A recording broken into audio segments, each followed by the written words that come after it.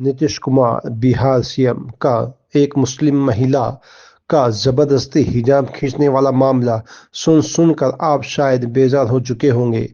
हर कोई घटना बताता है लेकिन कोई उसका हल नहीं बताता। मैं हूं एडवोकेट MS अहमद और आप देख रहे हैं मेरा चैनल लॉ ही लॉ। इसमें हम आपको ये सॉल्यूशन बताएंगे कि इसका हल क्या है, इस एक्शन के बाद क्या होना चाहिए, किसने क्या करना चाहिए। आज मामले को पूरे 6 दिन हो चुके हैं। ना नीतीश सीएम ने माफी मांगी, ना इस्तीफा दिया।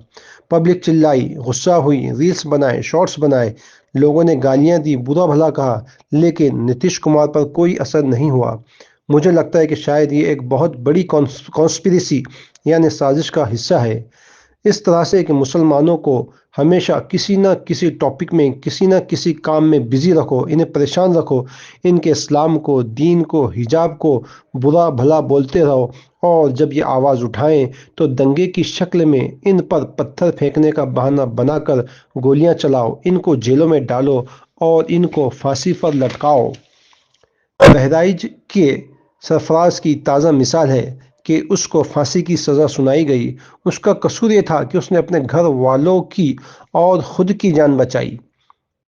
एक आदमी उसके घर की छत पर जबरदस्ती चढ़कर उसके घर का हरा झंडा फेंक कर, जिस पर कलमा लिखा था, वहां पर भगवा झंडा लगा देता है। फिर किसी ने उसको गोली मार दी और मामला बिगड़ गया।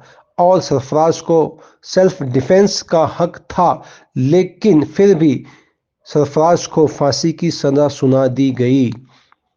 खैर, हम बात कर रहे थे नीतीश कुमार की घटिया हरकत की, लेकिन इससे ज्यादा घटिया और बेशरम वो लोग हैं जो इस बात का समर्थन कर रहे हैं और बेतुकी दलीलें दे रहे हैं कि आधार कार्ड बनाते वक्त आप चेहरा दिखाते हो, पासपोर्ट बनाते वक्त आप चेहरा दिखाते हो। इन पागलों ने शायद लॉ नहीं पढ़ा। लॉ में कंसेंट विल करके एक शब्द है जिसका मतलब होता है कि मर्जी, यानी किसी की मर्जी के बिना कोई ऐसी हरकत कर नहीं सकता। एक मंत्री का कहना है कि अगर अनाज और सरकारी नौकरी होना तो ये सब बर्दाश्त करना पड़ेगा। ये जहनी मरीज हो चुके हैं। इनका इलाज अगर पुलिस और सुप्रीम कोर्ट नहीं करती है तो शायद जनता को इनका इलाज करना पड़ेगा। जनता को इनको जूतों चप्पलों का हार पहनाना पड़ेगा। इनका रास्तों पर चलना मुश्किल करना पड़ेगा। इनके चेहरों पर थूकना पड़ेगा। उस मंत्री को शायद मालूम नहीं है कि वो अनाज जो देता है, दिया जाता है राशन का, तो वो उसके बाप के खेत से नहीं देता। या सरकारी नौकरी वालों को जो पेमेंट सैलरी दी जाती है तो ये इसकी जेब से नहीं दी जाती, बल्कि इसको जो पेमेंट दी जाती है वो भी आम जनता, गवर्नमेंट के टैक्स से ही दी जाती है। नीतीश कुमार से ज्यादा घटिया और बेशरम वो हैं जिन्होंने अब तक इस बात के खिलाफ कोई आवाज नहीं उठाई। वो कौन है? DJP Bihar police. इन्होंने भी इसके खिलाफ अब तक कोई रिपोर्ट या एक्शन नहीं किया। गवर्नर, PM और प्रेसिडेंट ने भी अभी तक कोई एक्शन नहीं लिया। वो हाई कोर्ट और सुप्रीम कोर्ट, जिसके ऊपर public welfare, public interest, social welfare और कंप्लीट जस्टिस की जिम्मेदारी है, उसने भी इसके ऊपर कोई एक्शन नहीं लिया। सुप्रीम कोर्ट चूंकि एक गार्जियन ऑफ कॉन्स्टिट्यूशन है, सुप्रीम कोर्ट एक वॉचडॉग ऑफ डेमोक्रेसी है, यानी कॉन्स्टिट्यूशन के खिलाफ अगर कुछ होता है तो उसकी जिम्मेदारी पूरी की पूरी सुप्रीम कोर्ट की है।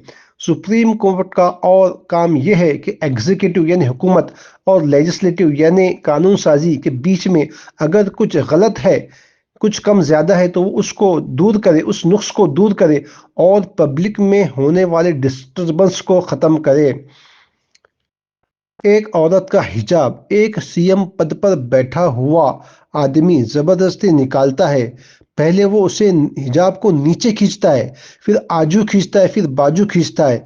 इस तरह की घटिया हरकत वो करता है और पूरा सिस्टम, सुप्रीम कोर्ट 6 तारीख से, 15 तारीख से लेकर आज 20 तारीख आ गई, यानी 6 दिन तक खामोश रहता है।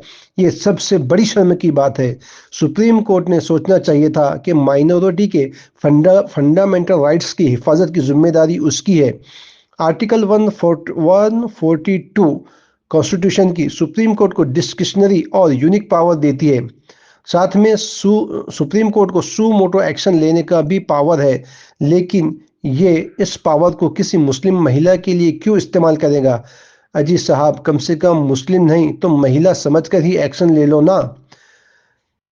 कमेंट में हमें बताएं कि आपकी नज़र में सबसे ज़्यादा बेशर्म कौन है।